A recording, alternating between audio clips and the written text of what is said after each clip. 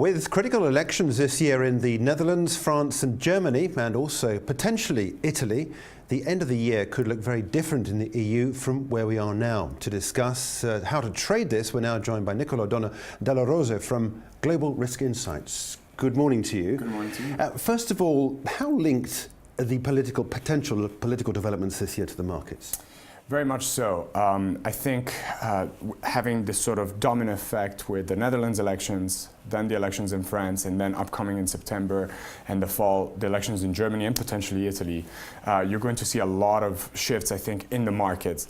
I think something that the markets are most worried about is a potential contagion effect, a specific upset in one country leading to an upset in another, and basically faltering political predictions that have been made before. So to answer your question, very, very linked. With your political analyst hat on, how far down the road of populism do you think we'll see the new parties gain traction? Because we've heard a lot about Geert Wilders, we know a lot about Marine Le Pen, and of course also is this resurgent far-right party in Germany as well later on in the year. How much traction do you think these populist parties are going to get? Well, I think there's two sides to this. On one side, it seems when we look at predictions, and we need to caveat this, we have to be very careful with predictions. We saw where 2016 took us. These parties are going to fare better, but it doesn't seem that they'll be able to control the parliament or control the government. Le Pen doesn't seem to be doing so well in projections in a second round, whether against Macron or Fillon. The same can be said for Wilders, who, despite having a relative majority, at least in the projections, doesn't seem to have a good coalition architecture, even with the PVV or the other members of the right.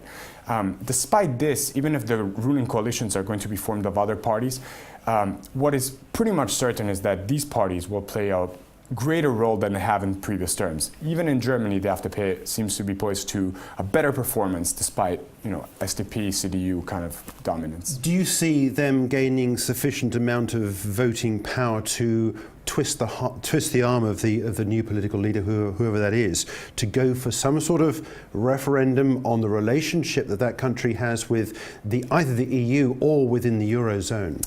See, that's a good question. I think a referendum would be quite a bit in France if Fillon were elected, just because Fillon would suddenly find himself with a voting base that is also composed of socialists that are not as big fans of the current administration. In the Netherlands, this could be more interesting. The center-right has already announced that they won't ally themselves with Wilders' party. However, they'll have to sort of have this balance. On one side, the right-wing pressure to call a referendum if they were the second largest party, head of a coalition. But at the same time, they would find themselves as part of this coalition that also features members from the left, the Green Party, and so on, that would be vehemently against such referendum. We'll have to see, but the Netherlands, I think, is a particular case to watch closely. I mentioned the Eurozone. Clearly, the euro is going to be something which is going to be centre ground here for the trading opportunities, I should say. How about the individual countries? Where do you see the trading opportunities potentially coming out of the Dutch elections? Well, it's very interesting. I think markets are already accounting for a little bit of instability in the Dutch markets. The Netherlands economy is 80% focused on professional services. Any renegotiations with the single market, any consideration of leaving the Eurozone, I think would severely affect negatively professional services firms that are based in the Netherlands but really provide services across the continent. I think markets are already kind of accounting for that because they think that with Wilders in the minority, it could not necessarily cause too much havoc.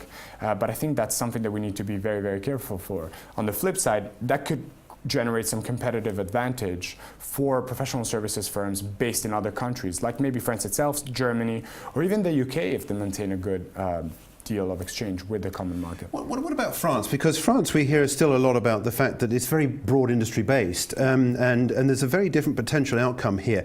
Setting aside Marine Le Pen, potentially we've got Macron or Fillon, two very different politicians. Yeah. What about trading the French election? Yeah, so that's when it gets very, very interesting.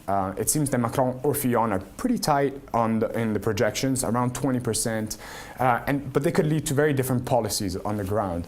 Fillon has said he wants to let go of the new labor laws that Hollande has passed through, the 35-hour work week, a variety of things that would spur a battle with the unions, but may prove beneficial to foreign direct investments, for example, or investments, corporate investments in the country, in industry. On the Macron side, we don't know, given that he would really have to rally up the left-wing vote along with the centrist position, if he would go as far. But it'll be very, very interesting. There may be some instability with the unions, but at the same time, I don't think we're going to have such a sort of labor-conscious approach as Hollande has had. Looking out quite a little bit further on in the year, how about Germany as well? I mean, we've got elections at the back end of the year in Germany. Yeah. So Germany seems a little safer, quote unquote, in terms of the ability of the current party and the SDP to really rule out a far right-wing party rise with FDP.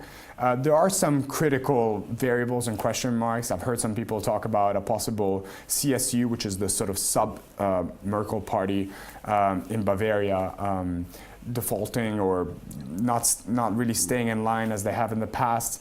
But I think that Merkel is looking very closely at what's happening in the other elections first. I think France will be critical for the results in Germany as well. And how much of what happens politically in the other countries is going to influence Italy, and whether or not we get an election this year in Italy?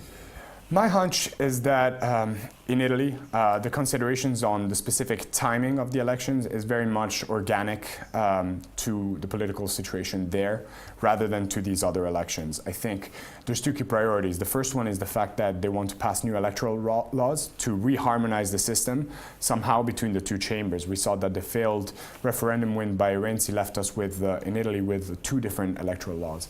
At the same time, I think there's political considerations by specific politicians who want to kind of drag out the tenure of the Gentiloni government, perhaps at least into the fall, or maybe at this point into the original spring deadline that was looming until now.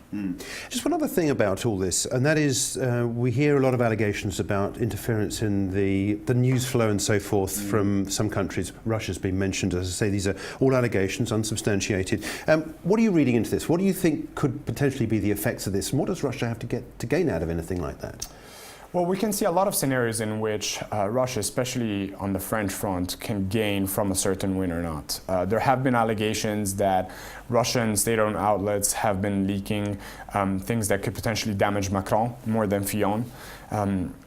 From a Russian perspective, a Le Pen win would be quite beneficial. At the same time, a Fillon win, given that he has had a more amicable stance towards Russia, could also be very, very friendly vis-a-vis the sanctions and the whole architecture around it.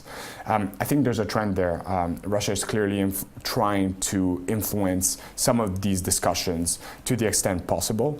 And I think Germany, especially in Merkel, is being very cautious and very observant of what is going on right now. Okay, well, it's all interesting. Thanks indeed for joining us to take it all apart and put it back together again, because it's a very interesting picture. And we get the first elections coming up mid-March, of course, in the Netherlands, and then it's France and Germany later on in the year, and we'll get to hear news as to whether or not Italy chooses to go for those elections later on. But that was Nicolò Donà della Rosa from Global Risk Insights with his view on the markets and politics.